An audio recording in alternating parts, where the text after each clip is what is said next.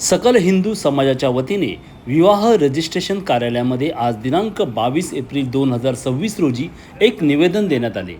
सकल हिंदू समाजाच्या निवेदनामध्ये केलेले काही ठळक मुद्दे: सध्याच्या काळात हिंदू समाजातील मुलींना फसवणूक करून त्यांचे धर्मांतर करून मुस्लिम मुलाशी विवाह करण्याचा लव जिहाद प्रकार मोठ्या प्रमाणात वाढत आहे। या प्रक्रियेत अनेकदा मॅरेज रजिस्ट्रेशन ऑफिसमध्ये कायदेशीर प्रक्रिया आधार घेतला जातो। कोणत्याही हिंदू मुलीच्या मुस्लिम मुलासोबत विवाह म्हणजे इंटरफेथ मॅरेज नोंदणीकृत करण्यासाठी कोणतीही कायदेशीर मदत किंवा तांत्रिक सहाय्य करू नये।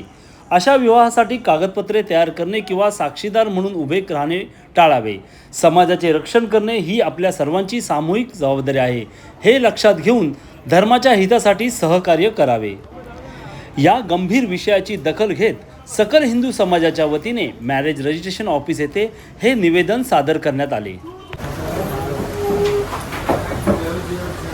आज आम्ही ठाणे विवाह कार्यालय इथे आम्ही निवेदन देत आहोत की 2021 पासून ते आतापर्यंत लव जिहादचे प्रकरणासारखे किती प्रकरणं झालेले आहेत।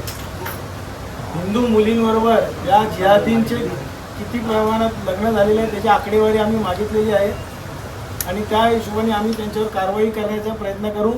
प्रत्येकाच्या घरात जाऊन चौकशी करू, ज्या हिंदू भगिनी आमच्या त्यांच्याबरोबर लग्न करून गेलेले आहेत ते सुरक्षित आहेत की नाहीत याची आम्ही चौकशी करणार आहे आणि या कार्यालयाकडून आम्हाला आश्वासन दिले गेले आहे की आम्ही यांच्यात सहकार्य करू।